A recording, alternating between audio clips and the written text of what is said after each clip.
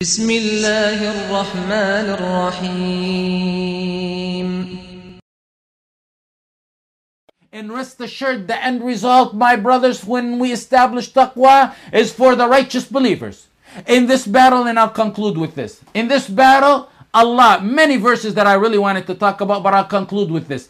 In this battle, Allah promised victory to the believers. This, and it was revealed about the battle of Bedir. Look what Allah says.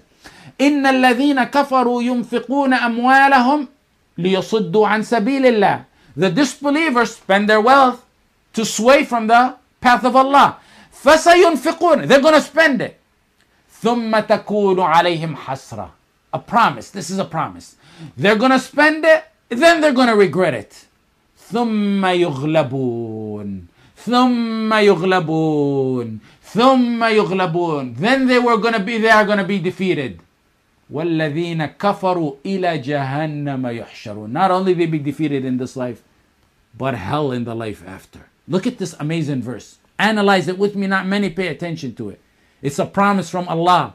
It's a promise from Allah for everyone who felt like he's in, like he was in the like he's in the shoes of Bilal radiallahu anhu and Ammar ibn Yasir and Sumayya and Khabbab ibn al-Arat, who was dragged around in the streets of Mecca, and those who were killed and oppressed and imprisoned by the Quraysh. I tell you, the kufr is the kufr. Quraysh oppressed and tortured.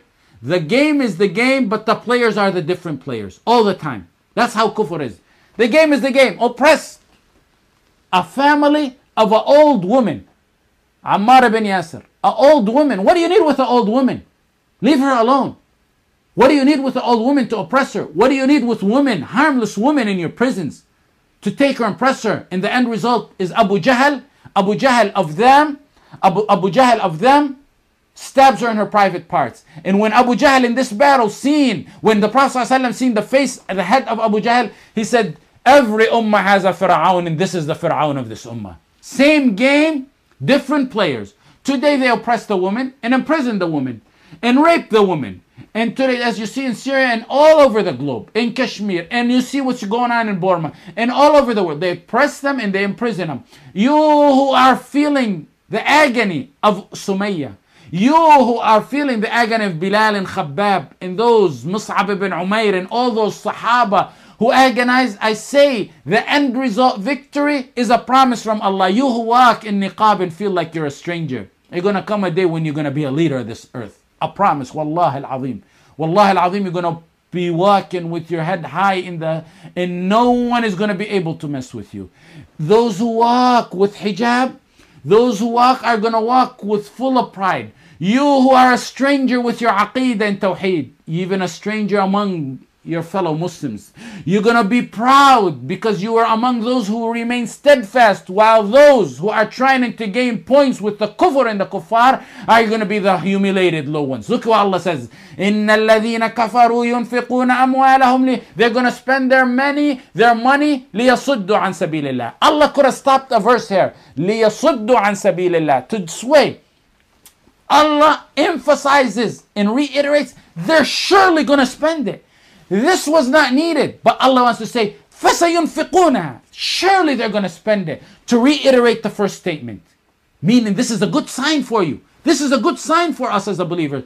فَسَيُنْفِقُونَهَا ثُمَّ تَكُونُ, then they're going to regret it. So the sign that you see today of them spending their wealth on Muslims is a sign of victory to Islam and Muslims by Allah, by clear statement of this verse. فَسَيُنْفِقُونَهَا, they're going to spend it. And what's going to happen after that? This is the first stage. فَسَيُنْفِقُونَهَا. So when they declare war on Allah and His Messenger, when they begin to kill, when they begin to annihilate, when they begin to oppress, when they begin to wrong the Muslims, فَسَيُنْفِقُونَهَا ثُمَّ تَكُونُ عَلَيْهِمْ حَسْرَةً. Then they're going to regret it. So what's the next step after they regret it? ثُمَّ يُغْلَبُونَ. And then they're going to be defeated, the third step. And what's the very final step? وَالَّذِينَ كَفَرُوا إِلَى جَهَنَّمَ يُحْشَرُونَ. And the disbelievers, the fourth step, not only a defeat and humiliation in this life, but hell in the life after. I say, stay steadfast to this religion. Be proud of it and don't give up hope, because just like Allah granted the victory of Bedir, you can wake up one morning and He grants you victory. You wake up one morning and the victory is to Allah and His Messenger, just as He done in Bedir. It could be a calamity from Allah from on top of seven skies. Rain, a storm, an earthquake, a power outage, something like that, where the ones who are weak in Syria or in Burma or in Kashmir or in any single part of the world where they declare war on Allah and His Messenger, any part, no exception, no matter how strong they think they are, know that Allah is more powerful. فَسَيُنْفِقُونَهَا ثُمَّ تَكُونُ عَلَيْهِمْ حَسْرَةٌ ثُمَّ يُغْلَبُونَ وَالَّذِينَ كَفَرُوا إِلَى جَهَنَّمَ يَحْشَرُونَ. May Allah grant in this blessed month, in this blessed day, our brothers in every part of the world who are oppressed a victory, in a stunning victory like that of Badr. وصلى الله على سيدنا محمد وعلى آله وصحبه وسلم.